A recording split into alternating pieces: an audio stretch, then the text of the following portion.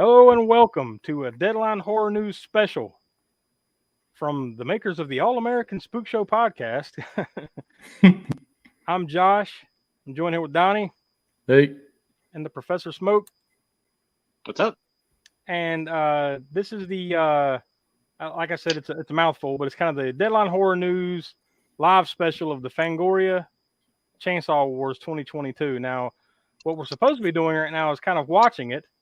And, talking about it, going through the nominees and announcing the winners and everything as they do it live on Shudder. But apparently, Shudder's having a lot of issues right now. This is what has been tweeted out from Shudder and from Fangoria themselves. That, it's supposed to be on right now, but it is not. They are the last tweet that I see from on the @Shudder account is we're experiencing technical difficulties with the Fangoria Chainsaw Awards broadcast. Please stand by. So we can't really talk too much about something that isn't happening right now. So it's kind of wing it. We're going to kind of wing it, but we did have something kind of prepared that we were going to kind of keep to the end. But we'll kind of talk about it now, since they're experiencing technical difficulties on their end. And once they get their stuff together, we'll get back to it. But Smoke, 30 years ago tomorrow, right, was the very first Fangoria Chainsaw Awards, and you were there. Yes, it was in Los Angeles at the Fangoria Weekend of Horrors that year, 1992. And it was, I'll hold up this flyer for it. I'll hold up. Try to. Hey. I don't have anything. I got an orange piece of paper. You can imagine fill in the blanks. There we go. Either way, there he is. Yep. All right, let me. So yeah, that's the flyer for it. First annual Fangoria Weekend of Horrors, and it was pretty phenomenal because Bruce Campbell hosted it, and you were talking about having actors there presenting certain movies, like Adrian King was there talking about Friday the 13th parts 1 and 2. You had Hellraiser 3 Hell on Earth preview was that year. Dario Argento was there. I mean, it was a huge show, but Bruce Campbell, of course, was hilarious as he usually is these things. And it was also on the back of this thing. I thought there's a little promo for Hellbound Hellraiser 3. Hellbound Hellraiser 3, Hellraiser 3 Hell on Earth for ordering a T-shirt for that. Because as I mentioned, that was previewing there. And also an interesting little tidbit on the inside of here. It says Ashley Lawrence, star of all 3 films. But anybody who's seen Hellraiser 3 Hell on Earth knows that she did not necessarily star in that movie. Maybe she was probably in there in some stock footage from the first 2 movies or so. But at any rate, she was there hosting, helping host the Hellraiser 3 panel. So yeah, that was. I'm gonna break in right here. It looks like this is from from the @Shudder Twitter account. It says, sorry about the Fangoria Chainsaw Awards glitch. Please exit out of Shudder TV and go back in. If you're seeing blood machines, you're good. If you're still seeing Psycho Gorman, try again. So apparently, out there, if you're watching or trying to get their feed, that's what you need to do. So I'm actually trying it myself, so we can kind of have it on in the background. I see the end of some movie called Chapter 3 Tracy. I don't know. That doesn't sound right, but we will we'll keep trying here. So if you're seeing blood machines, all right. Yeah, I don't see that. Like I said, I see some other movie that.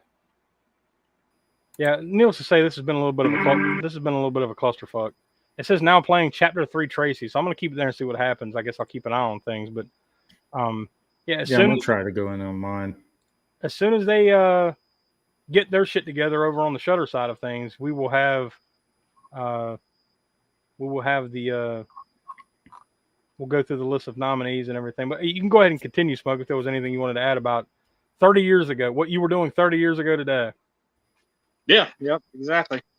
And as I mentioned, it was in Los Angeles. That was the first convention I ever went to, and it was a doozy. I mean, it was, I'm being from South Carolina, flying with some friends over to Los Angeles for the whole weekend. We stayed at the Hyatt Hotel. You would get on the elevator to go up to your room or something, and here's Dario Argento getting on the elevator with wow, and Tom Savini. we were in the elevator with Argento and Savini. It was pretty surreal. Also in the restaurant, you'd be down in the hotel restaurant, and same thing. I mean, that's not a big deal nowadays either, because you go to any convention, you'll see some of them down, some in the restaurant eating. But definitely surreal experience for someone who's never at that time had been to a convention before, and seeing all these directors and everything walking around on the floor, or like I said, getting in the elevator with you, and you're kind of like, I don't know, should I say, hey, you went from like 0 to 60, so to speak. Like, never been to this all of a sudden, like it's one of the best ever.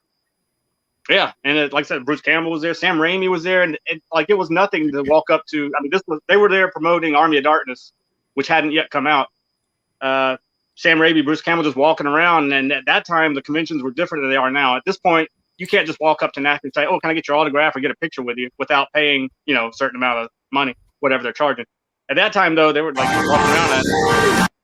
Sorry, that was all right. And I'm like, "Hey, can I get your autograph? Get a picture?" So I got a picture with like Sam Raimi and like Bruce Campbell, and then we're signing my. I didn't have anything with me when I'd meet them, whatever, except for the flyer for the Weekend of Horror. So I got this flyer that's got about 8 or 9 different, big horror stars' names on it at the time: Ken Foree, Adrian King, Dario Argento, Kane Hodder. I mean, even at that time, Kane Hodder was hitting the convention circuit. Now it's not, it's not uncommon at all to see Kane Hodder at many conventions. But yeah, that was surreal. Oh, Clive Barker was also there again with the Hellraiser 3 connection. It was a big year at that convention for Hellraiser 3 because it was premiering that year. Or, well, it was going to be premiering shortly. I think it's near I forget exactly what month that came out in 92.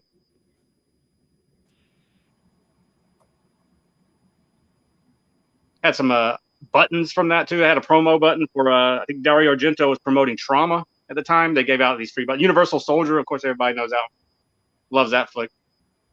Also, what was the other button? Well, I had an Alien 3 button because they were giving out these again.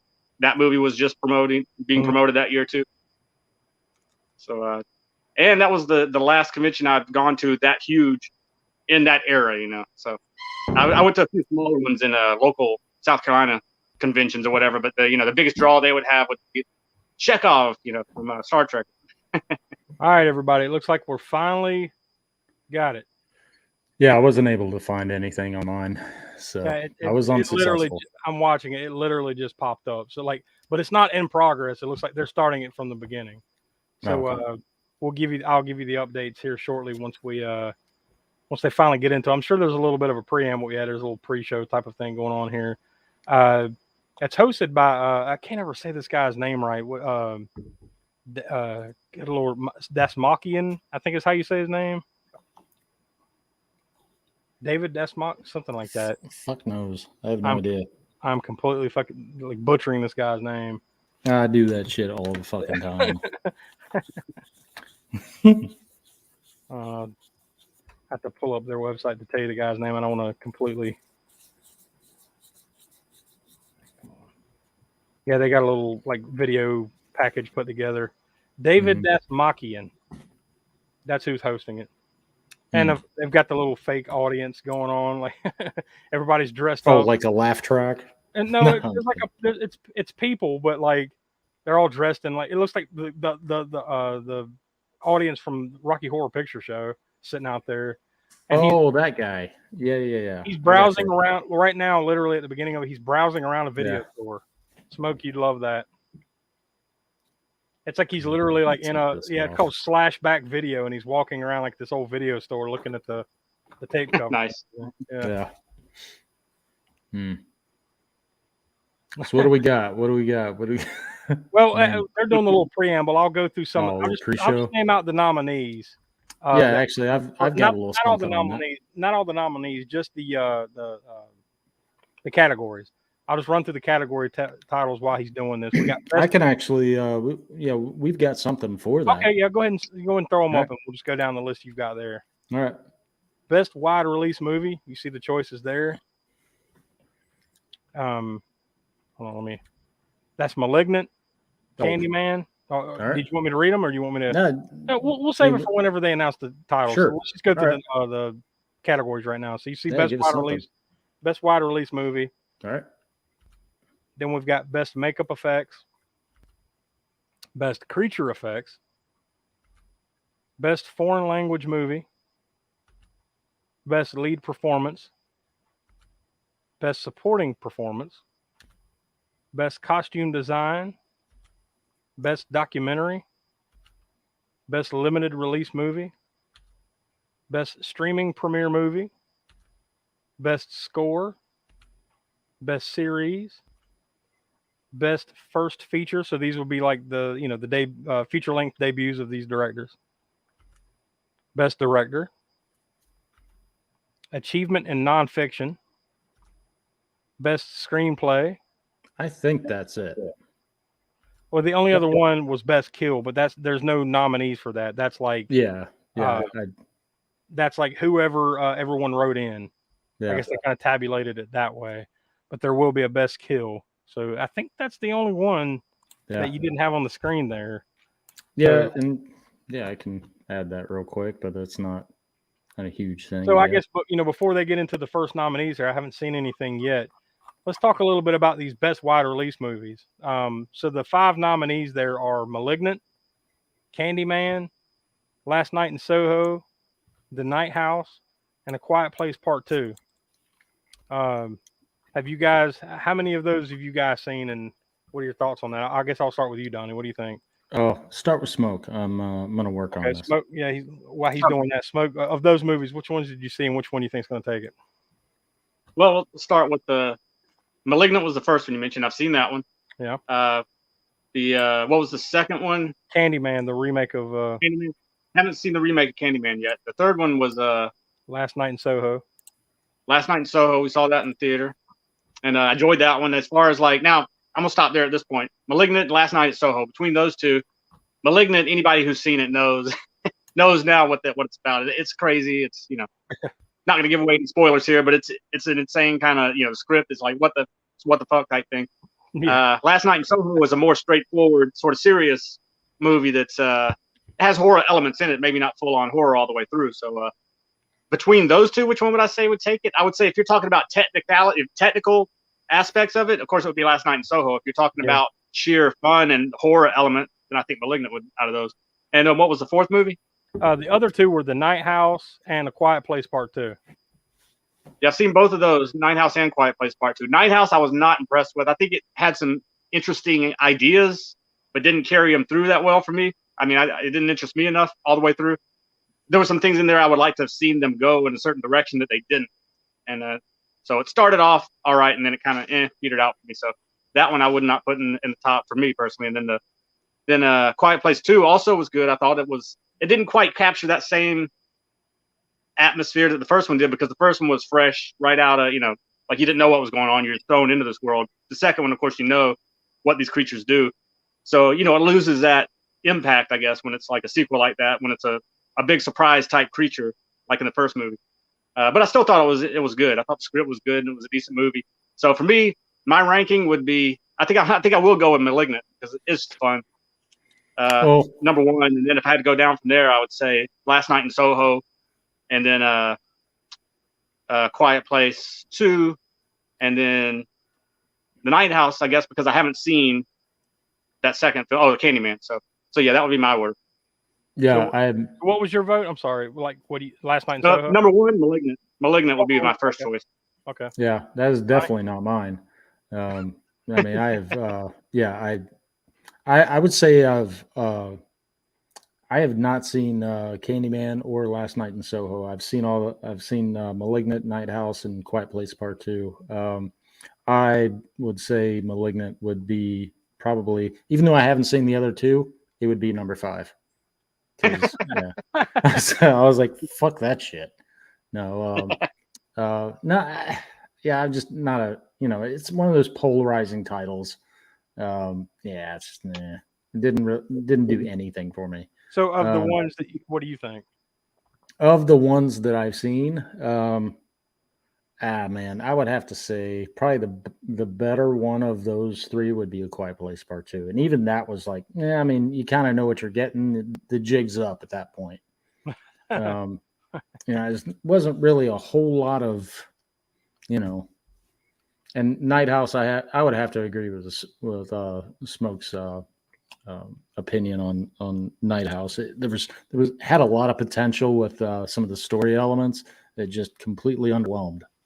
But yeah, like when I saw the trailer for Last Night in Soho, loved it. I wanted to, definitely it, grabbed your attention. Definitely want to see more out of it. But I haven't seen Soho or Candyman. I have seen all 5 of these, and I'm just gonna say Malignant. Just because I had the most fun with that one, Like it's not the best movie, but like because I think Last Night in Soho looked awesome. Like technically speaking, like you said, Smoke, like it just looked awesome. But I didn't have as much fun watching that as I did Malignant. As goofy as that sounds, like for me at the end of the day, man, it's like, which one of those right there would you sit down and watch again right now? And for me, I'd have to say I'd sit down and watch Malignant again before I'd watch any of those other ones again. Yeah, I wouldn't do any of it. I just mean like gun to your head, right? That's the scenario. You gotta watch. Just pull the trigger. Fuck it. I'm out. You'll take the bullet. Fuck it. I'm not doing that again. No. Thankfully, we don't have. Well, luckily, there's nobody, putting a gun to our head that make us. Thankfully, there's no Spook Show Rewind for that. But just wait till the sequel, Malignant 2.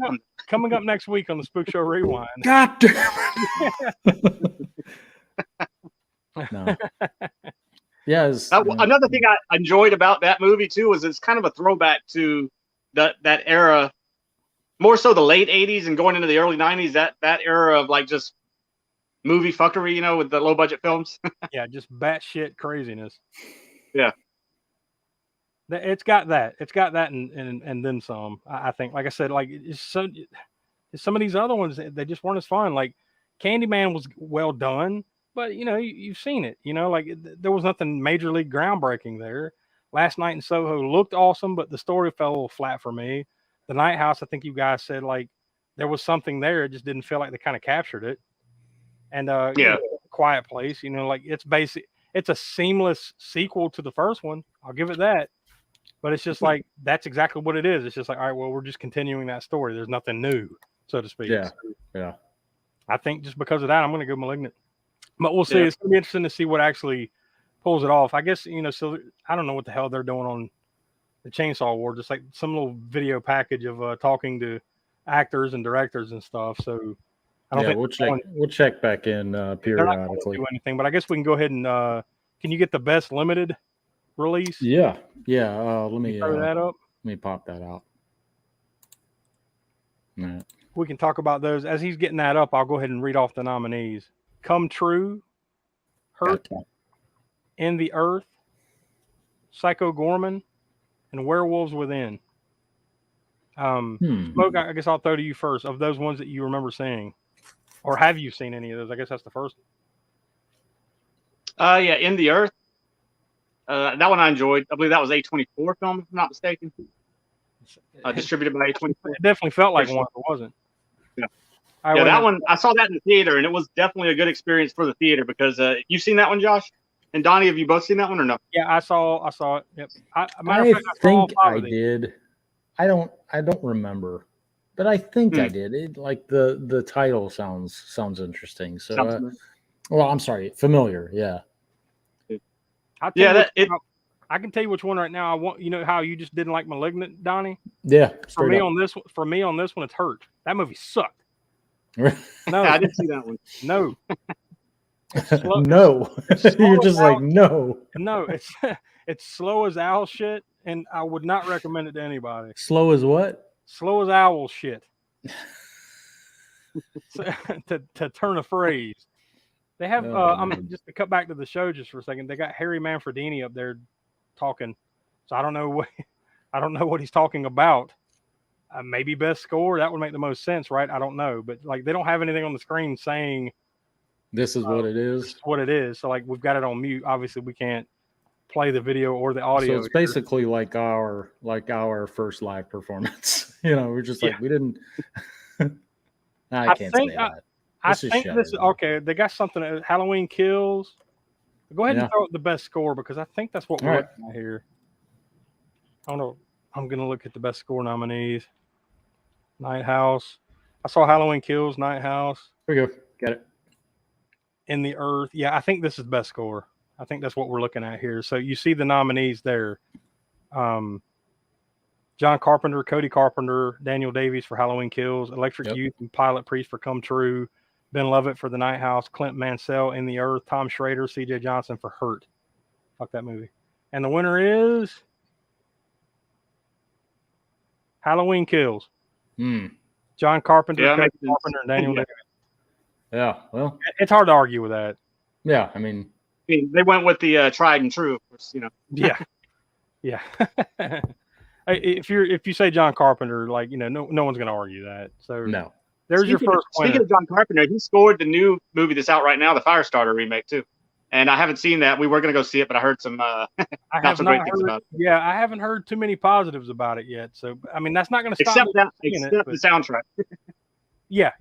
Same here. Like I haven't heard like the movie. It doesn't sound like it's very good, but the soundtrack's awesome. Yeah. But it's John Carpenter. So. Well, best score. There it goes. There you go. So, they have Angel Melanson, the digital editor of Fangoria, up right now. I don't know if she's going through nominees here in a minute. We'll find out, but she's talking right now. But back to that limited release. So you think like of those Smoke you saw In the Earth, and that's probably the one you're going to go with there over. Well, can you read them off for me again? Because I see them on the screen, but they're too small for me to see. Come True, Hurt. Blow them out. Come True. Oh, nah, you still can't see. In the Earth, Psycho Gorman, and Werewolves Within. Yeah, so of those I've only seen In the Earth, and like I said, I saw that in the theater, and the sound design of that, they don't have a category for sound design, I doubt, but if they did, this movie should win sound design because it was perfectly synced in the theater because sound plays a primary role in that movie itself. And I just remember watching it in the theater and stuff would come out certain areas, and it would get you. Psycho Gorman, I've been dying to see, and I know y'all have seen it, and I know it's fun. But the only one I've seen is In the Earth, so that's the only one I can go with. Yeah, I'm kind of well, I don't want to say backwards. It's the only one I've seen was Psycho Gorman. I loved it. I thoroughly enjoyed that. Can't wait till we get to it on the show, which I'm sure we will soon. I know my new movie rotation is coming up, but I'm kind of toying around with either this one or another one. I don't really know which way I'm going to go. So, but no, I do remember Werewolves Within. I remember seeing the trailer. It just looks kind of, comedy horror. It was good. Yeah, I thought. I've seen all 5. I've seen all 5 of these, and I'm with you, Donnie. I think I'm still going to stick with Psycho Gorman, but that Werewolves Within kind of surprised me. It was good. If I remember correctly, it came. It was released. They're doing some nominees right now. I'm just trying to figure out what what this is. I see Sun, Titan. So it's not best foreign language. Wrong Turn. Maybe it's best supporting performance, possibly. No, Dementia Part 2. I really don't know what this is. No, maybe it is. Hold on, I'll tell you what the winner is, and we can figure it out from there. Millicent Simmons for A Quiet Place Part 2. Yeah, it's best supporting performance. Yep, best supporting performance. So Millicent Simmons of A Quiet Place Part 2 just took the award. I'll read off while she's talking. I'll read off the nominees there as you see on the screen. Luke David Blum from the movie Sun. Jennifer Ehle, Ellie. Jennifer Ehle, sure. We'll go with that. St. Maud. Larry Fessenden from Jacob's Wife. Vincent Linden, from Titan. Diana Rigg from Last Night in Soho. Bill Sage from Wrong Turn. Millicent Simmons from A Quiet Place Part 2, who just won it. Jeremy T. Thomas from Antlers. And Suzanne Voss from Dementia Part 2. So there's some strong candidates there. Yeah. And she just took it. So she was great in that movie. Say what you will about, Quiet Place 2 being a straight sequel, just it's more of the same. Say what you will. She was great in it. Yeah. Yeah. But yeah, going back to our discussion about the best limited release. I think even though I did enjoy Werewolves Within and a couple of those other ones, I think I'm going to go Psycho Gorman. So it's going to be interesting to see. When Werewolves Within came out, I believe it was released either right after or during when we were doing was- Summer of the Wolf. Yeah, it was during. It was right in the middle of the summer last year. Yeah. Hmm. Just thought that was interesting. And yeah. I want to say it was like limited release in theaters. Maybe I don't think it went straight to VOD. I could be wrong, but like we couldn't get a hold of it at the time to kind of add it in or say anything about it. Yeah, it was. And not only that, we already had our lineup. True. We already had it planned out. So, Mhm. Smoke, what did you say there between Come True, Hurt, what was it, In the Earth, Psycho Gorman, and Werewolves Within? What did you say? Well, I said the only one I'd seen out of that was In the Earth, but Okay, so I know that Psycho Gorman. I would assume that Psycho Gorman's going to take it. I haven't seen it yet, but I want to. And like I said, I know y'all have and loved it. And everybody I've ever seen mention it online's loved it. So I'd imagine that's probably going to take it. Call me old school, call me whatever you will. I don't know who this is, but one of the presenters on the screen right now, her name, I'm assuming it's a guy in drag. I don't know, but his or her name is Peaches Christ. Yeah, I think what the let me check the. I don't know who Peaches Christ is, but it may be achievement in nonfiction. I don't know. They haven't started like listing off the nominees on the screen yet. I don't know. Yeah, I think it could just as easily be like achievement nonfiction. That probably makes sense just because of the who's on the screen, because that's like the Boulet brothers. Dracula. That would make sense, I guess. But you don't want to assume. I mean, no, seriously. I mean, So yeah, we'll go with that for now. I'm kind of writing it down, like what our kind of votes are, so we'll see who's right and who's wrong. No, it is not. It is not. It's not. All right. My Heart Can't Beat Unless You Tell It To. Saint Maud. Okay, so I'm thinking this might be this may be a first feature. Best first feature. Right. Go ahead and throw that up because I think that's what it is. The nominees are Censor, My Heart Can't Beat Unless You Tell It To, Saint Maud, The Stylist, and The Vigil. Man, I think the only one I've seen out of this is The Stylist. What the fuck? They just like picked the trophy up and walked away. All right, peace. I'm not even joking. Like, well, sir, I don't know what that was. Like, it's their first time, Maybe that I don't think they announced a winner there. They just like picked it up and like you saw some of the fans or quote unquote the audience like kind of booing or something, and they just picked it. So I don't know what the fuck that was. Like, maybe they just gave it to everybody. I don't know if there was a peace. I don't know.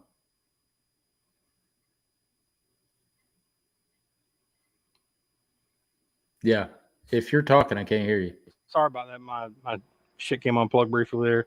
If they're if we can figure out what happened there, we'll announce it. I don't know exactly who won that or if anybody won that, but they've got Jim Cummings up right now. He's about to announce some more nominees for a different category. All right, cool. So I guess you can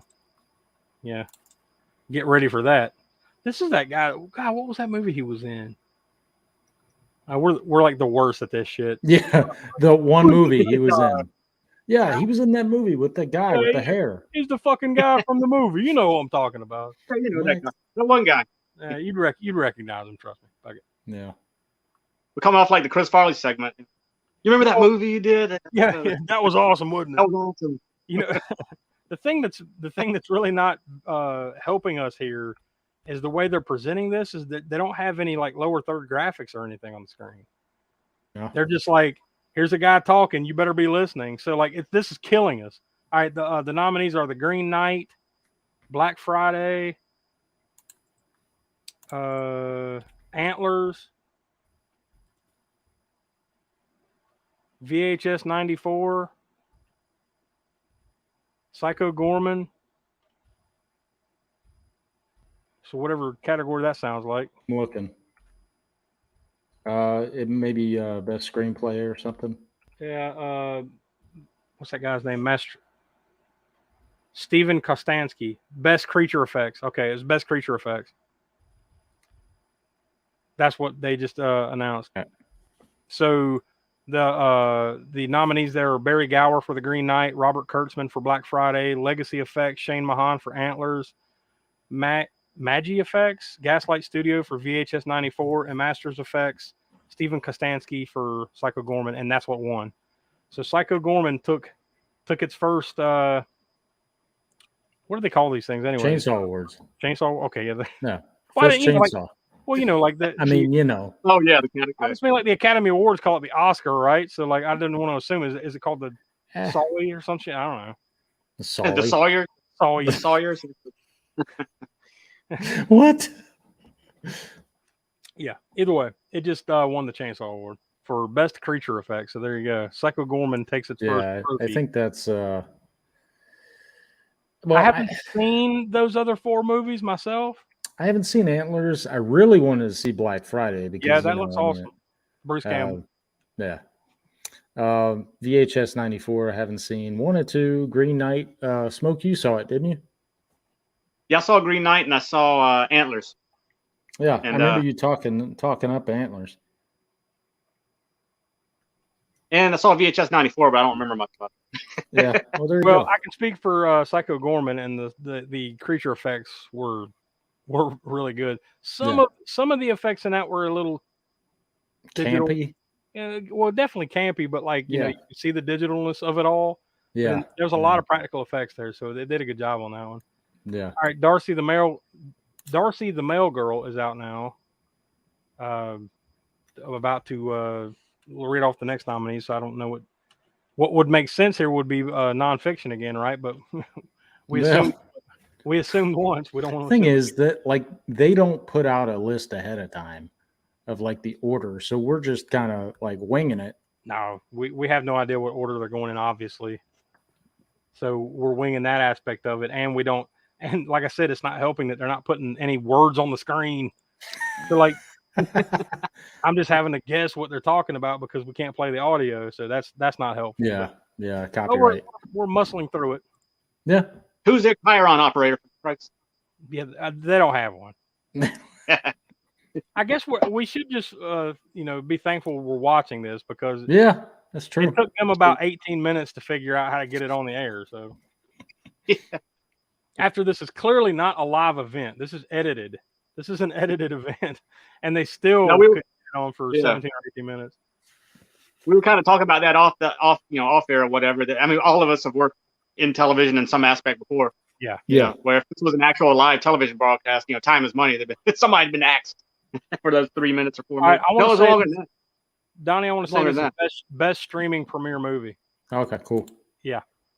The nominees are The Boy Behind the Door, Fear Street 1666, Lucky, The Power, and Violation. I have not seen any of these. And the winner is Fear Street 3, 1666. So I was going to say that. No, I'm kidding. I didn't see any of those either. I will say, you guys should watch those. It's a 3-part movie thing. Fear Street on Netflix. You really should watch those. They're a lot gory. They're way more gory than you think they would be. Yeah, they look like Goosebumps to me. I'm telling you, don't judge the book by its cover. Trust me, it's pretty well done. Talking to a guy that doesn't read. But the cover of Fear Street books look like Goosebumps book. Yeah, I guess that doesn't really. It is R.L. Stein, right? So yeah, I was going to say it's the same writer. It's R.L. Stein. Yeah. So yeah, there you go. Fear Street 1666 won best streaming premiere movie. I've only seen the only other one on that list I remember seeing was The Boy Behind the Door. I didn't like that one too. I mean, it's well done. It's fine, but it's kind of predictable, honestly. I was like, oh, there's a boy behind the door. There you go. It's not that simple, but roll credits. But once you get into the movie and you see what it's about, you pretty much guess how it's going to end. Trust me. It's. And they don't. I'm not saying they all have to be like whodunit mystery masterpieces, but I don't know, just at least be interesting enough to at least hook me in. Yeah, about halfway through, I'm like, all right, I know how this is probably going to end. Let's just go ahead and wrap it up. Yeah. You just want to move on. Someone is speaking right now. I don't know who that is. Okay, now we've got Michael Gingold, author, Fangoria contributor, is on the screen talking about something, but I don't think they're about to do nominees again. So let's see they've already done best first feature, right? Yeah, it was 2 awards ago. Oh yeah, that's right. They did that, and then I don't think they announced a winner to that. So Yeah, they're just like, all right. I'll just go through the nominees real fast for those. That was Censor, My Heart Can't Beat Unless You Tell It To, Saint Maud, The Stylist, and The Vigil. I'm gonna get me personally out of the ones I've seen there. I think Saint Maud is probably the one that I would pick if I had to pick one. But it didn't sound like they wanted to pick one, so I guess it doesn't matter. So I guess they're like, here's it's like a participation award. Like, well, you all did well. Here, no one in particular gets it. Fuck the world. Yeah, I agree though. Should be St. Maud. Yeah, of those, yeah. They're doing the best documentary right now, so there's only three nominees for that. Woodlands Dark and Days Bewitched, Mail Order Murder, and Dark Shadows and Beyond, the Jonathan Freed story. Smoke, that's right up your alley, yeah. Dark Shadows? Which one's that? All up, yeah. Well, not the original one. I like the original. I wouldn't care too much for the remake by Tim Burton. And the winner for best documentary is Woodlands Dark and Days Bewitched. Well, actually, yeah, you did mention this on one of our Patreon shows, right?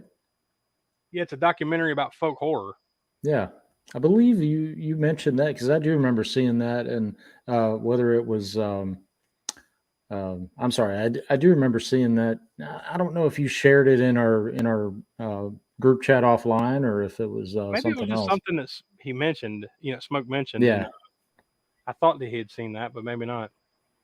Oh yeah, I saw part of it. I mean, it's pretty long. We started watching it, and I kind of like the stuff when they were talking about some of the older ones. I mean, I do like some of the new folk horrors when it comes to like The Witch and The Lighthouse would be considered folk horror.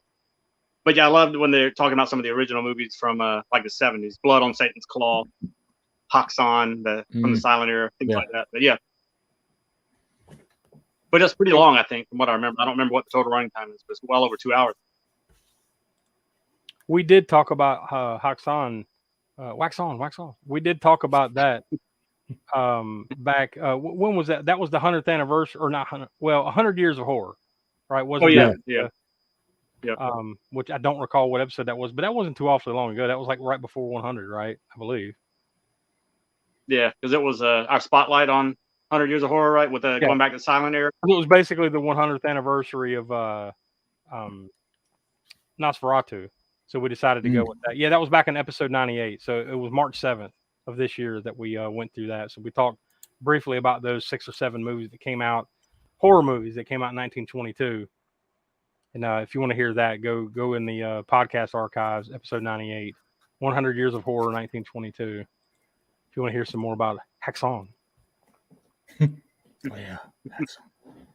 I didn't catch these folks' names, but there's a man and a woman on there about to announce some more nominees. And as soon as they put the words on the screen, we will know what the hell they are talking about. You watching on computer? You can put in closed captions or something? You with your fucking brain. Yeah, you're right. God damn it. I should have been doing that the whole time. But I know what this one is, though. This is achievement in nonfiction. They're finally getting around to it. So the nominees are The Last Drive-In with Joe Bob Briggs, Elvira's 40th anniversary, Very Scary, Very Special, and the Boulet Brothers Dragula. And the winner is, Joe Bob, hands down. I'm going to say surprise, surprise. Joe Bob Briggs. It's Joe Bob Briggs. Of course. And he's on there accepting it with the iguana on his shoulder. Ernie the iguana.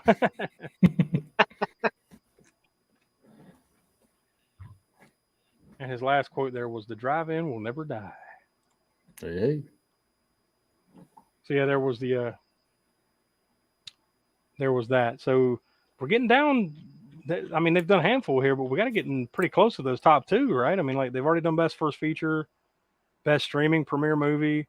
They haven't done best foreign language or best series or best. Yeah, still missing best director. Okay, well that's still good. Screenplay, Kill, best director, best series were missing. Yeah, they haven't done that. Costume design, foreign language, lead performance. Yep. That lead performance, I would imagine that would be one of the top 3 or 4 that they do. Makeup effects. Yeah. So we got to get pretty close to it. And best kill. That too. Yeah. That'll be so we got 5. So there are no true nominees for best kill. So off the top of your Yeah. head, Donnie, what do you think's the best kill from the? Jesus. Since there is no true list for that, what do you think? Yeah, there's no list. What sticks out? Because I've got one. I've got one that sticks out, and it's got to be the Halloween Kills, the fireman with the. That's a good one. Yeah, the fireman with the. I was gonna say. Saw. I was gonna say in *Malignant* when she's. But whatever. But in *Malignant*, when I know. When it is in the prisons or in the jail cell, that jail cell scene was pretty wild. Yeah, it's pretty interesting. What do you think, Smoke? Can you think of something?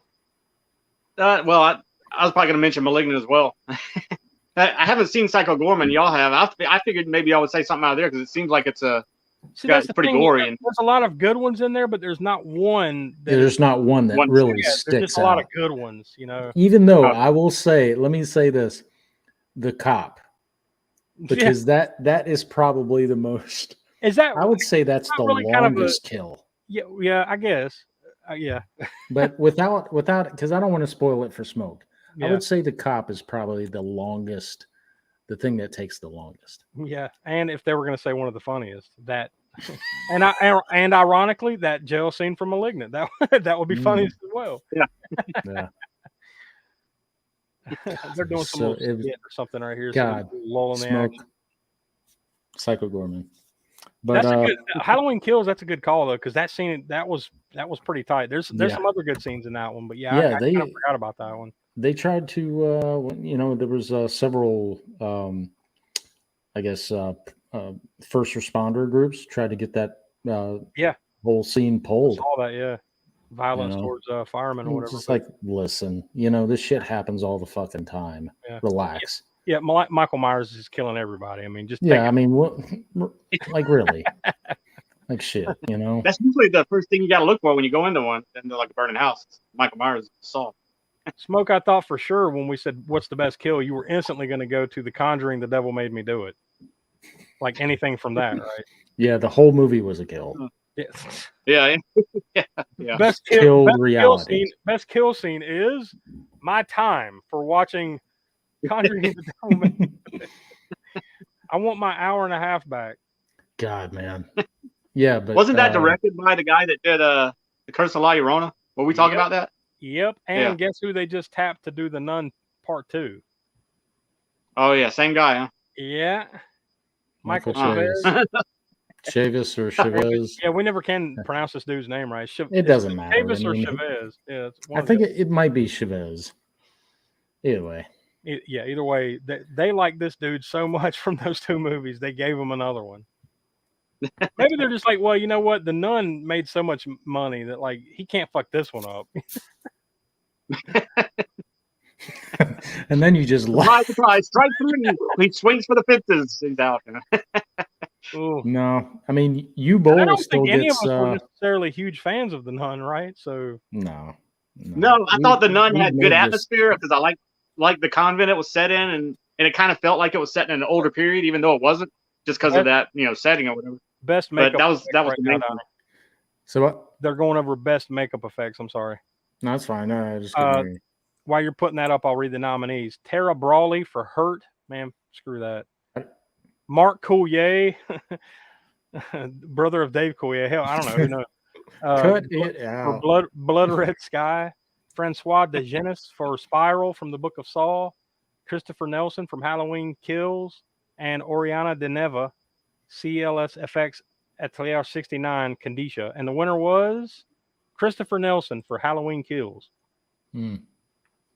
Hard to argue that, especially with the Michael Myers, the makeup effects, right? Yeah. And in that category, the best of those movies.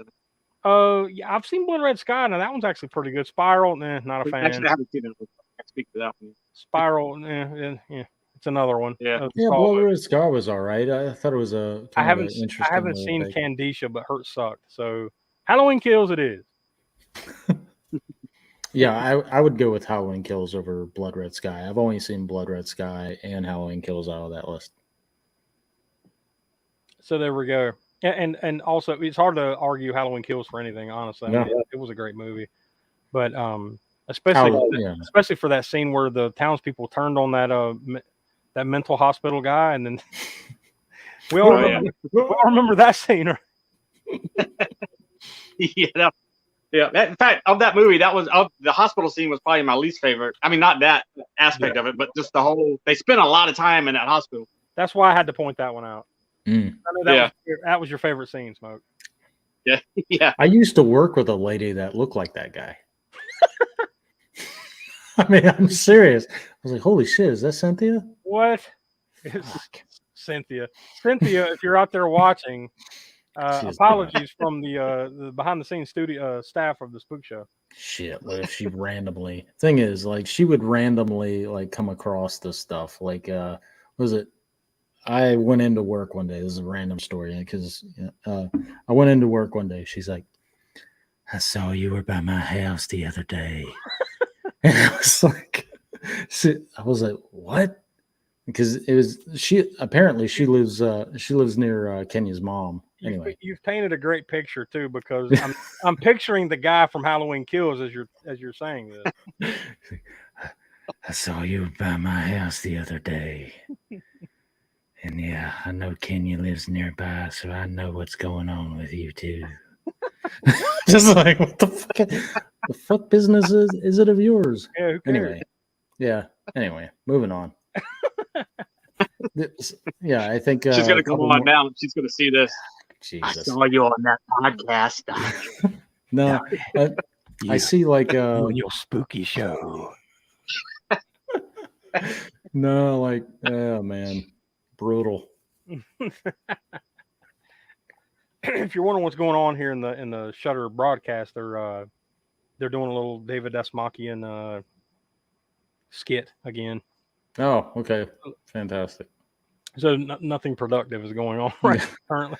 So basically, what we have left as far as smoke break. Yeah. Now, my break. Okay. Oh, we've got. Let's see. We've got foreign language, lead performance, costume design, best series, best director, best screenplay, and best kill. I don't know how many that is. Let's see. They have a couple of guys up now about to announce the nominees. So as soon as I see what it is, I want to say it's screenplay. Didn't you say one of them was screenplay? Yeah, it's 7. We have 7 left. Best screenplay. I think that's what they're about to do, but I'll know here in just 1 second.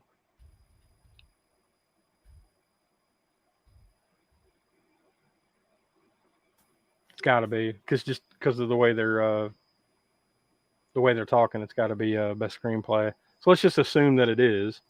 And the nominees there are Prano Bailey Bond and Anthony Fletcher for Censor, John Su, Fu Kang Ling, and Chin Si King for Detention, Ben Collins and Luke Petrotau.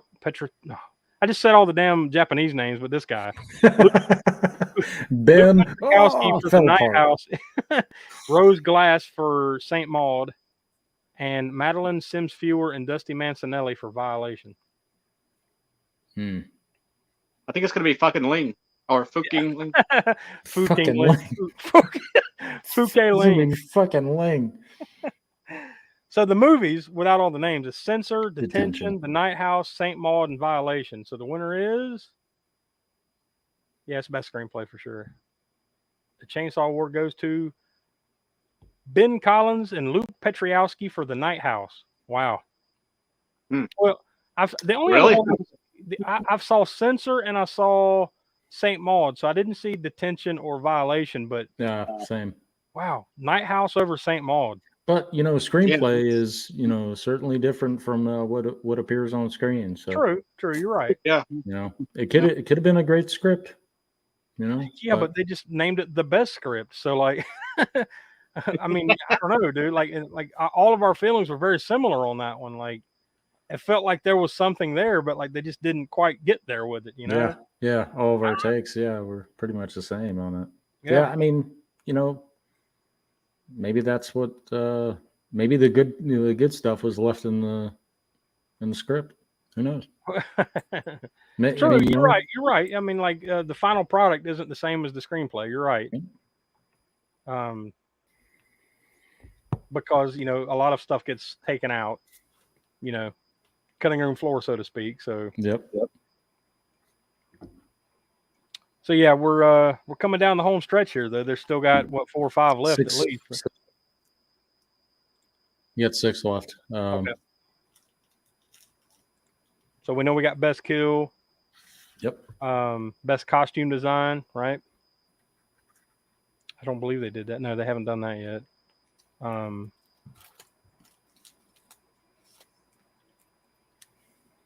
Best director. Yep. Best lead performance.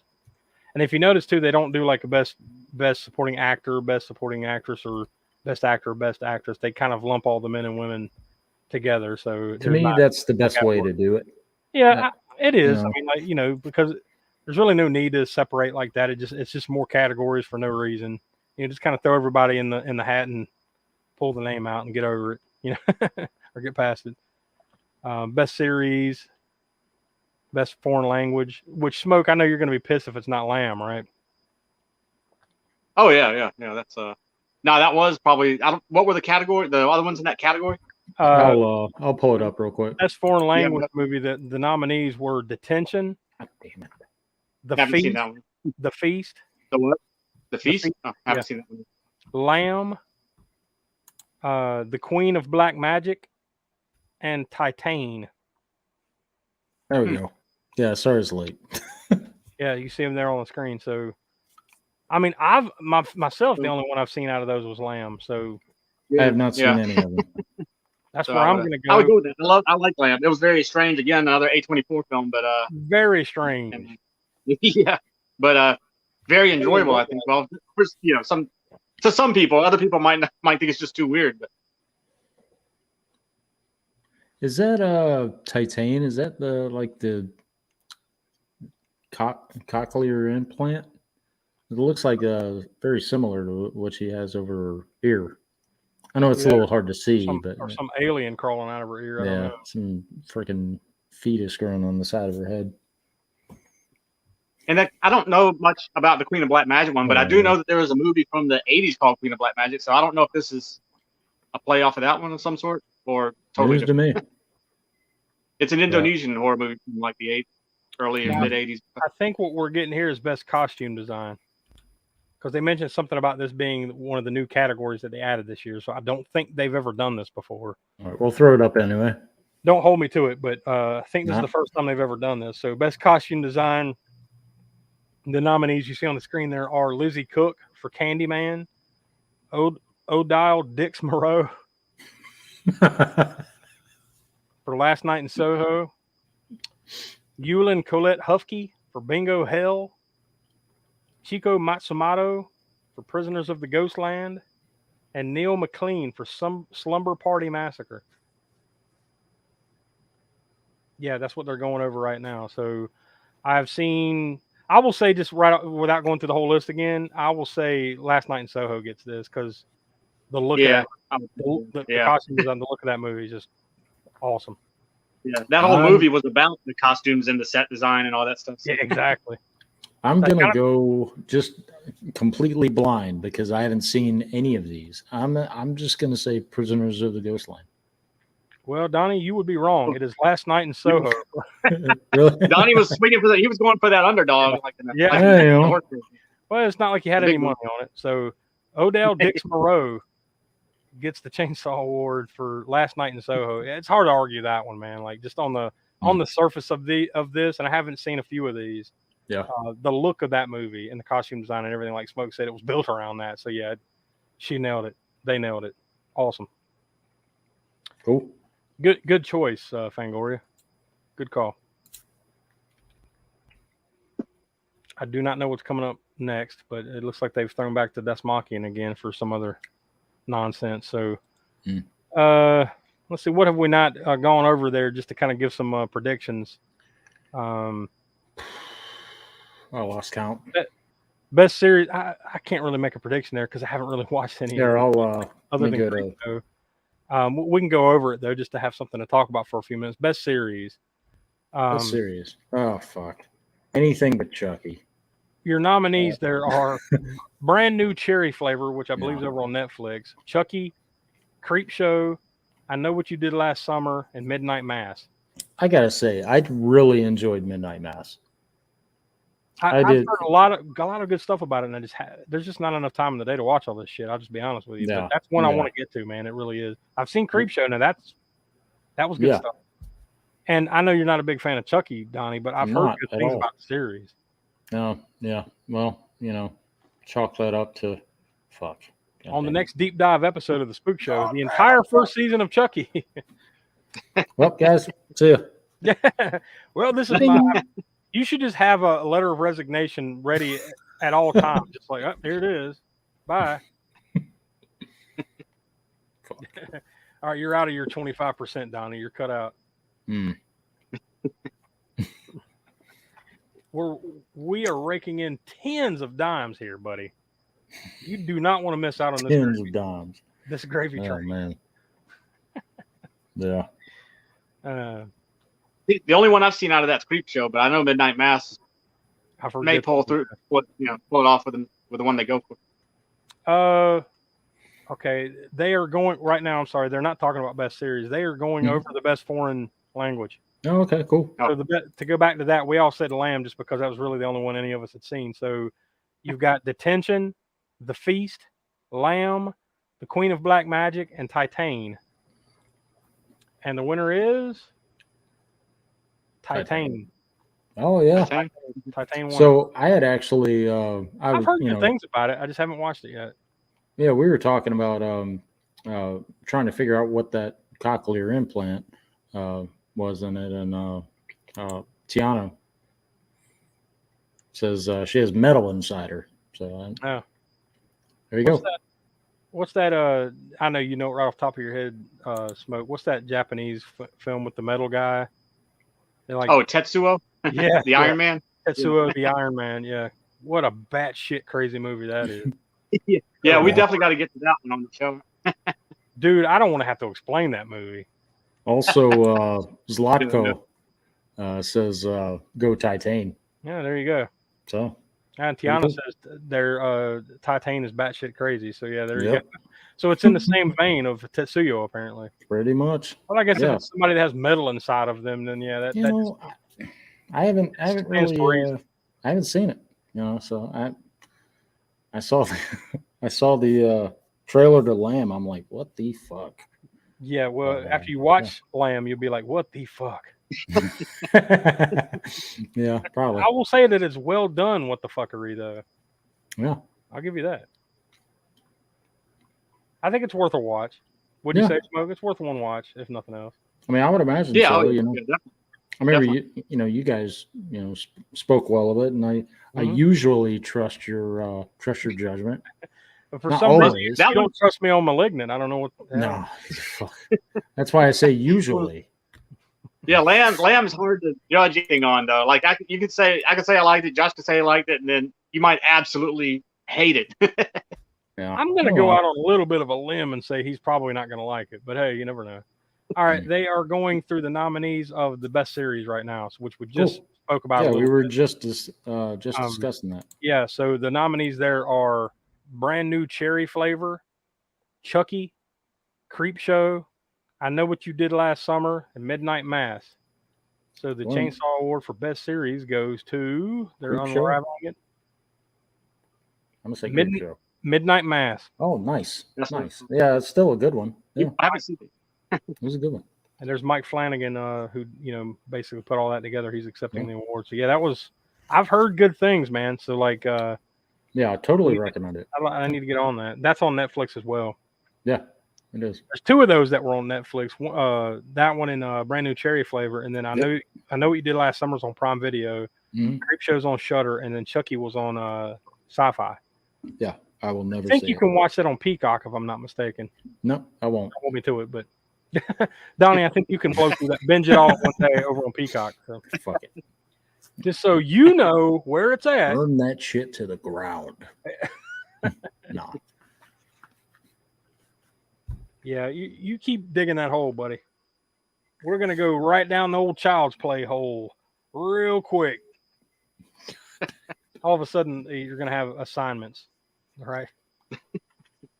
Well, We just do all of it. We do all of it at one time at each episode. Yeah. Each movie, then each episode individually. all right. Well, cool. No, I would Midnight do that Mass too. was good. We've got Bree Grant up now with the next set of nominees, but I'm just trying to. I think it might be Best Director. So go ahead and I'll throw it up. Yeah, go ahead and throw it up, and then we'll make a switch if we have to. But I think that's what we've got. So the nominees there are Prano Bailey Bond for Censor, David Bruckner for The Night House, Anthony Scott Burns for Come True, Julia Ducournau for Titane, Rose Glass for Saint Maud, and Edgar Wright for Last Night in Soho.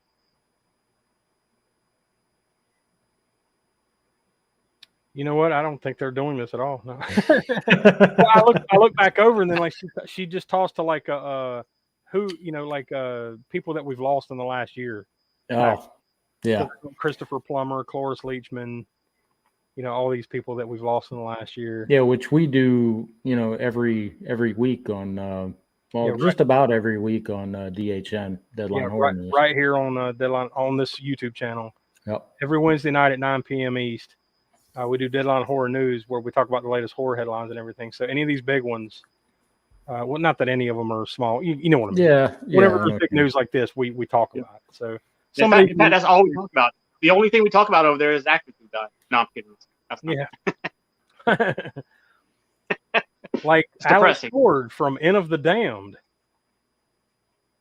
Barbara Shelley from Quartermass in the Pit, Albert Grimaldi from Salo. Oh no, he was the producer. Yeah, they're going pretty deep here on some of these names, but yeah, even stunt actors, all kinds of people that have contributed that they're throwing up on the screen here.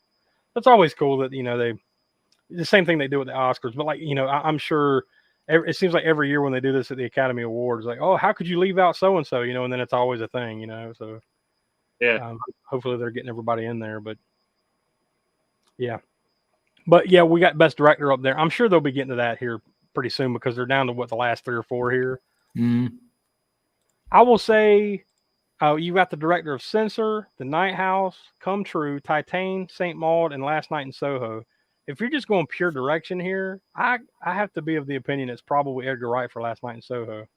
Yeah, I would say so, but I would make between that and Saint Maud.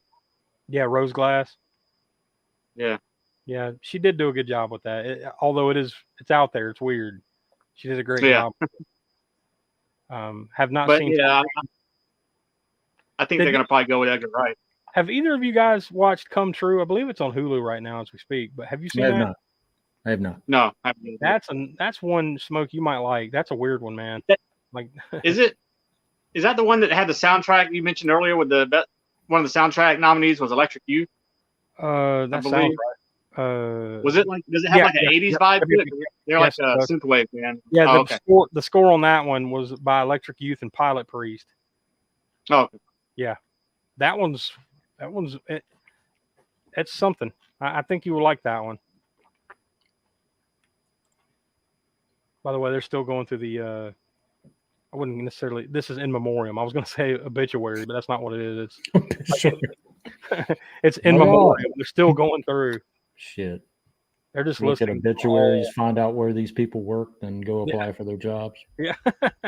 Awful. Yeah, go for it, buddy. I know you got an opening. Yeah. Anyway. Shut the fuck up, Donnie. That is in reference to The Big Lebowski, which we just did a couple weeks ago here on the Spook Show. Yeah, it was Shameless our second Cult Corner. Was it their second Cult Corner episode? Yeah, because we've only done the Warriors and The Big Lebowski over on Cult Corner, yeah. Mm-hmm. Well, they even threw Betty White in there because she was in Lake Placid. I guess if you've ever been in a horror, that's what we're doing here. you've ever been in it or behind the scenes in any horror movie and you die this past year. Like Gilbert Gottfried for USA's Up All Night.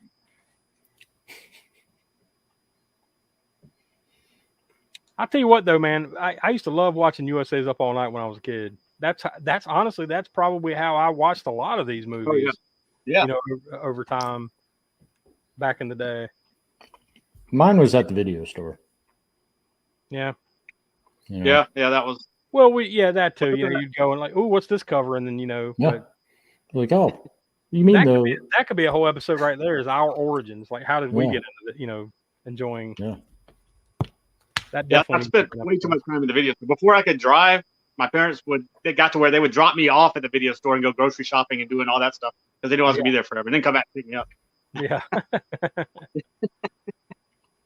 All right, someone is meandering out here for a nominee. So we got Tracy Toms is coming out for the next set of nominees.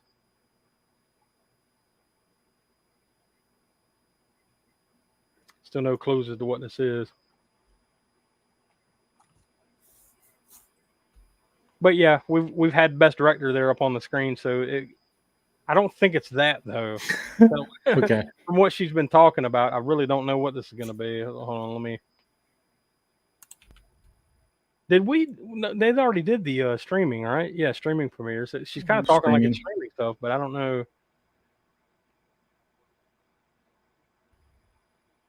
I know it's real exciting. I know, just waiting for whatever the hell they're talking about. But maybe it's Best Kill. I think we're pretty much Best Director. You got to be getting pretty close, right?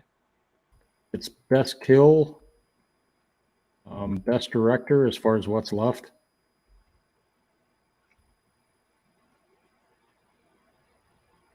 Best Kill and Best Director. That's it. So we got Best Limited Release. Here we are. It's one of the big ones.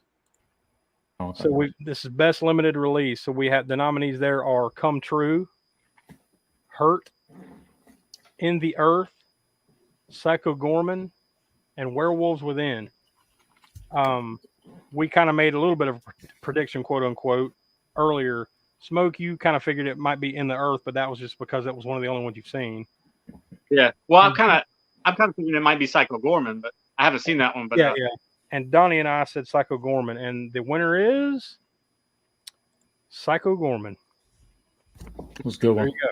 Best limited release, Psycho Gorman. So that's at least 2 trophies that it's won tonight.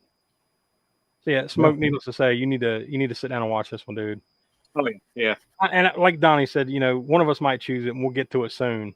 So maybe that'll be after camp, something we can watch like after Camp Spook Show or something, because we're going to be getting into that pretty soon, so we can't do it. But I think you'll really like it, Smoke, no doubt. I don't doubt it. I just for some reason haven't got around to it. It's on the pile of movies list that I have. Yeah, the girl in that Psycho Gorman, I heard that was her very first role. Well, for her very first role, she does a great job. She really does. Yeah. You don't necessarily love the character. I wouldn't I wouldn't say that, but she does a good job doing it. So it's got a very 80s vibe to it. It really does. Because I don't remember whether they really put a timeline to it. Did they? Like, did they come out and say what this is? I mean, it honestly, if you look at everything from basically the set design, from the cars, everything just kind of looks right around to maybe late 80s.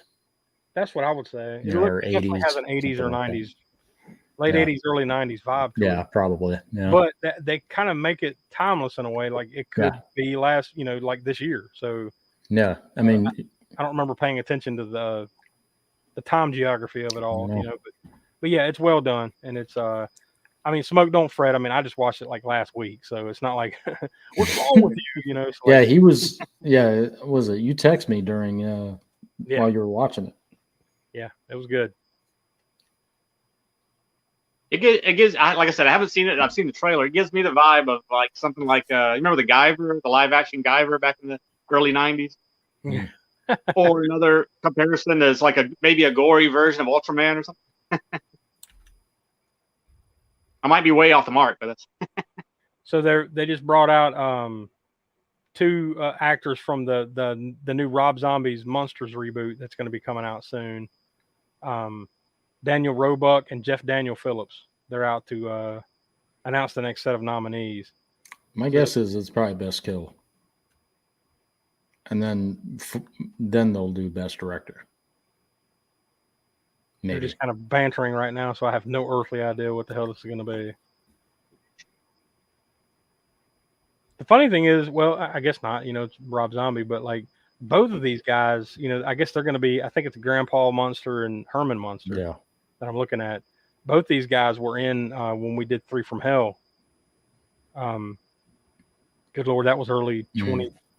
That was before you came on, right? So that was early 21. That might have been early 2020 when we did that. Yeah, I think it might have been. Either way, it's been a minute since we did that episode, but yeah.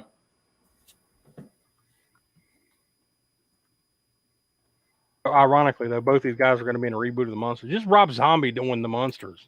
Right? I know it's a little odd. It is, but it ain't. You know what I mean? Like, yeah, you could see it, but you also can't see it. Like, he's a big fan of it. So. Yeah, and that's just what I was, just what I was about to say. Yeah, I know he's a big fan, so maybe he won't shit on it. But then again, I don't think he will. I don't think. He will. I guess we'll just see, if it's true or not to the material, so to speak. I see Censor. Still don't know what this is though. Jacob's wife, so Barbara Crampton. I'm thinking this is best lead. I think it's what we got here, Donnie. Did we not best cover lead that already? No, we did supporting. We haven't done lead. All right. So best lead performance nominees are Yahya Abdul-Mateen II from Candyman, Niamh Algar from Censor, Morfydd Clark from St. Maud, Barbara Crampton from Jacob's Wife, Rebecca Hall, The Night House, Thomasin McKenzie, Last Night in Soho, Agatha Roussel, Titane, Madeline Sims Fewer from Violation, Julia Sarah Stone from Come True, and Anya Taylor-Joy from Last Night in Soho. And the winner is the very first one I read, Yahya Abdul-Mateen II from Candyman. I'm a little indifferent to the movie, but I will say the dude was awesome in it. Kind of like Quiet Place Part 2, same kind of feelings on it. Like, yeah, kind of what the movie is. It is what it is. It's fine. Same thing with Candyman, but this dude was great in it. No question. So, and I think, if I'm not mistaken, I think he was the only guy that was actually nominated there, right? I think those were all ladies.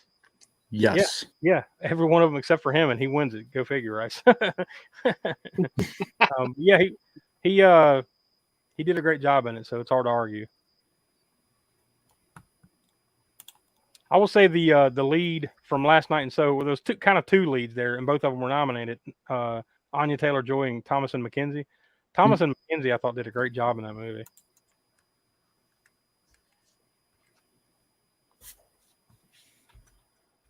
So what do we got to be down to like the last couple here, right? Best kill, best wide release. I think that's about it, right?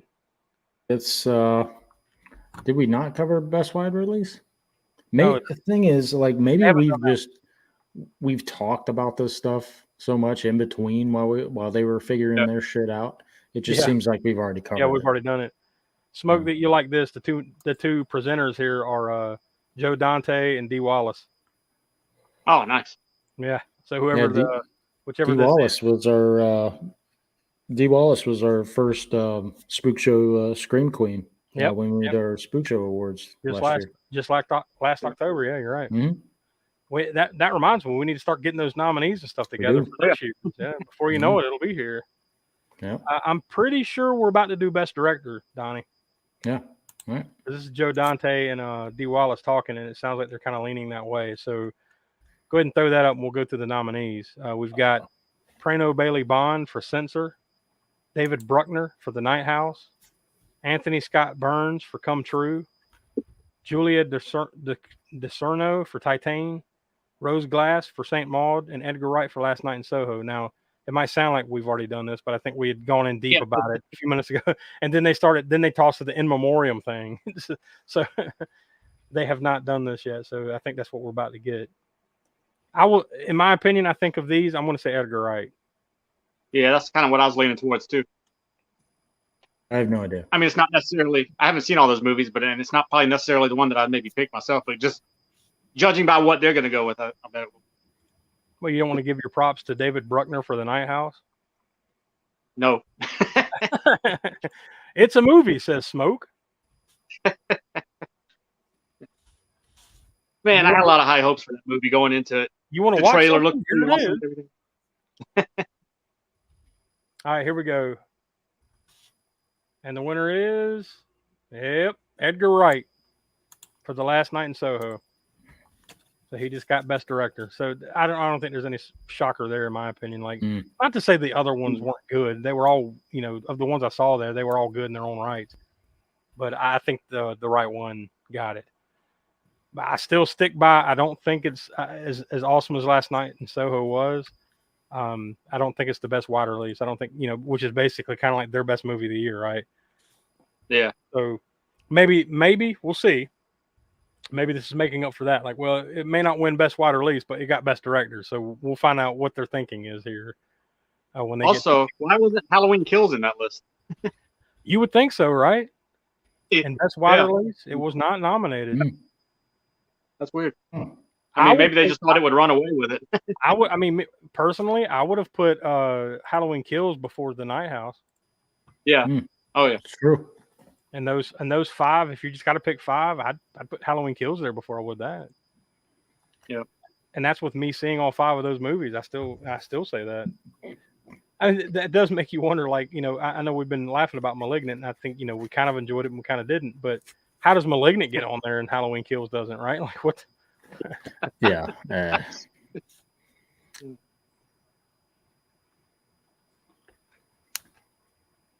So far, I guess kind of the big winners here: Last Night in Soho and Psycho Gorman, right? Like, yeah. As far as multiple, I think multiple. I haven't been writing. I should have been writing all these down to kind of get a count, but I know both of those have won multiples. Mm-hmm. Seems like Titan has won one. I know at least won one. It might have won a second one that I'm forgetting about. So, yeah, those have done pretty well so far. Thankfully, Hurt hasn't won anything, so there's that. The director of Hurt or something is randomly watching this. Well, that's what we said about it. Crawlers. Yeah, it's like, oh well, we've totally shit on Brandon Zuck. We've got famous mangled dick expert Felissa Rose out for the next nominee. The next set of nominees here. This has got to be Best Kill. I think this is Best Kill. Why would you drag Felissa Rose out for any of these other ones, right? Yeah. Well, I'll throw it up here. Yeah, the big question mark, because there are no nominees for this. So this one should be interesting. I'm gonna go with the jail cell scene from Malignant. Donnie, what did you say for this? I said Halloween Kills, Fireman. Okay. And Smoke, you said anything from The Devil Made Me Do It, right? Conjuring. No, I think I'll go up with the Malignant as well. With that scene, the jailhouse scene. Even though Psycho Gorman. We mentioned that too when we were talking about it earlier. It wouldn't shock me if something from Psycho Gorman gets this. Yeah. It wouldn't be a total shock. All right, let's see. She's taking it out of the envelope. The Bread Slicer from Fear Street Part 1, 1994. Oh, God. Yeah, I forgot about that. Holy shit. I guess they don't have the permission to show it either. Yeah, show the clip, but I guess because of Netflix. But Christopher Nelson is out to accept the award. But like those Fear Street, there's 3 separate movies, and because they kind of time jump a little bit in the way they're telling the story, but it's basically one long movie. So like they're kind of meant for like sit down and watch them all, kind of thing. Yeah, it's like a mini series or whatever. So certain aspects of it you do kind of forget, and like I said, surprisingly gory. It really is. So yeah, I forgot about that. There's like a scene towards the end of that particular movie, if I'm not mistaken. It's been since like last summer since I watched those, that they mentioned there. That's like it's in a grocery store, and I think that's what they're referencing there. Some big time fucked up things happen in that grocery store. So yeah, I'm like I'll reiterate what I said earlier, guys. You need to sit down and watch those. I think they're surprisingly good. I think you'll like them. Yeah, I have it on my monitor here, but we're behind here because when we came into the Shudder thing, I guess it's delayed from where you guys are watching it. Okay. And I couldn't get it to go forward, so it's on the Felissa Rose part right now. But also, I wanted to notice that guy you're talking about in the video store, man. There's a shit ton of money behind that guy on those shelves that I noticed. Yeah. I have to I mean, those could be real, but they probably recreated them, right? Like, yeah, I mean, if they're doing it for that, somebody could have had them and they just had props, but I mean, that's a lot of money for some props that might get misplaced. Yeah. You know what I mean? So they very well could have just printed out stuff online and stuck them in a clamshell case or something. Yeah. What else have we got here? They got to be coming down the home stretch. That was best kill. So, like, I would imagine that means the main event is best wide release. So, they've done limited first, streaming, foreign language, best series. They've done best lead, best supporting, best director, screenplay, score, makeup, creature effects, costume design, nonfiction. Yeah, they've done it all. So I think we're down to the last one here, if I'm not mistaken. No, throw it on her. Whether they're doing a little, they've gone back to Dasmaki in there, so that's going to be a couple minutes, I would assume. But so what we predicted here, if what we believe we're about to get the main event, so to speak, here, best wide release movie, we predicted Smoke. You said Malignant. Donnie, you said Quiet Place Part 2, Donnie, and then I said Malignant. So yeah, I just said process of elimination, just because I hated Malignant. Just based on what has happened here tonight from all these other ones, it wouldn't surprise me if Last Night in Soho wins this. True. Yeah. But I'm still going to stick with Malignant because I think if you're going to put those two movies in front of me, all right, watch one right now, I'm going to go with Malignant. But it wouldn't surprise me either way. I guess the only thing that will surprise me is if the Night House wins this. What? Of all of those. All right, none of these win. It's Halloween Kills. All right. Well, with that apparent fuckery that they did on on the best limited release or whatever, where they didn't really name a winner, or no, it was best first feature. That's what it was. I think it was one or the other. Yeah, because Psycho Gorman won limited release. Best first feature, where they're like, here are the nominees, and I don't think anybody won. See you later, and then they just walked off. So I don't know what the hell happened there. I have to go back and take a look at that so we can make sure we document it correctly. But that's the way it looked to me. All right, they got three guys I've never seen in my life on the screen here talking about the nominees.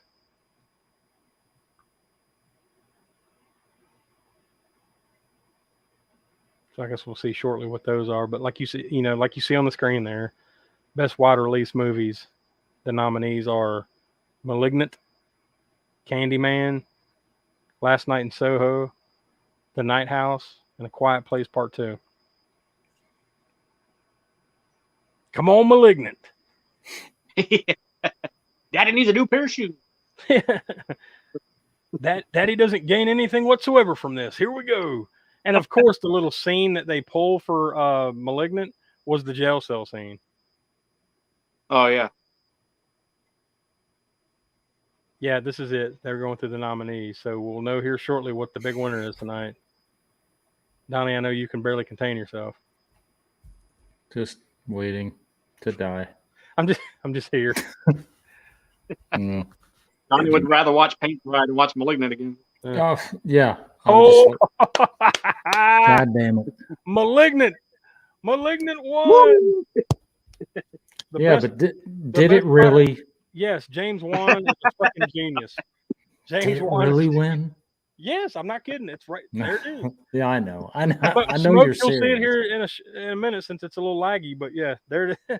And they've got what was the name of on the back of her head? Charlie or whatever the fuck his name was. James Wan has it in the background, like in his living room or whatever the hell. Oh, that's awesome.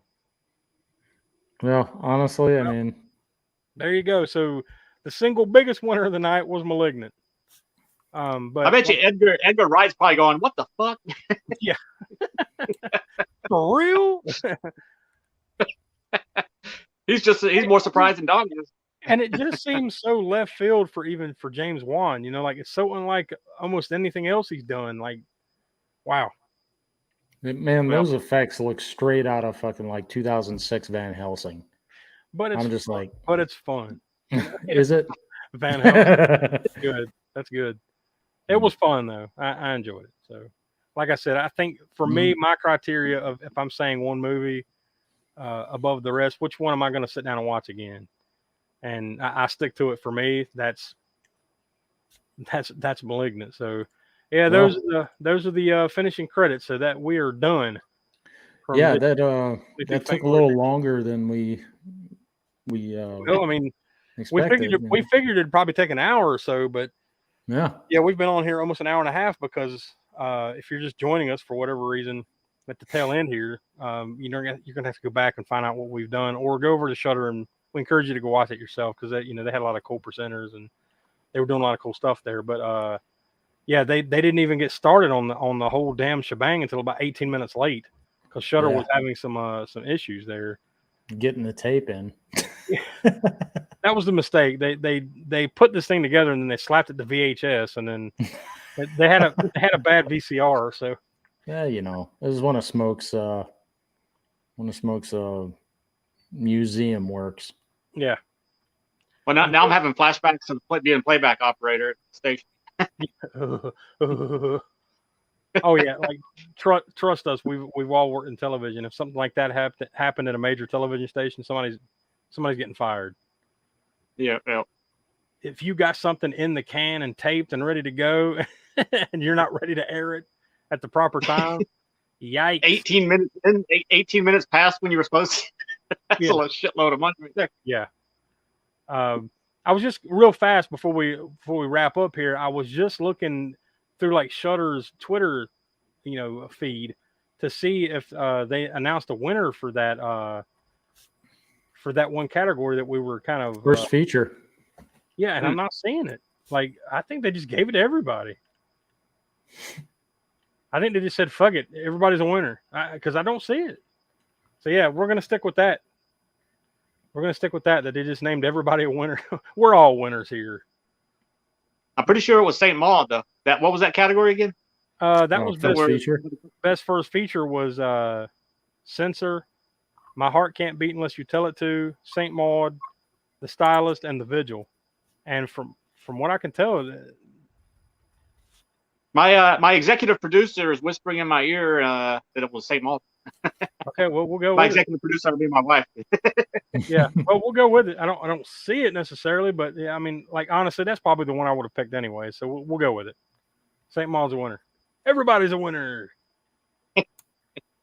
So yeah, there you go. So so if you couldn't watch it over there, or if you were and you just wanted to listen to us, we appreciate anyone that joined in tonight to watch us talk about this. So of course, we want to encourage you to go wherever you get your podcast and find the All-American Spookshow podcast. We have new episodes every Monday night at 6 p.m. East. They release. And what's our next episode that we have slated for this Monday, Donnie? Oh, it's the Spook Show Spotlight.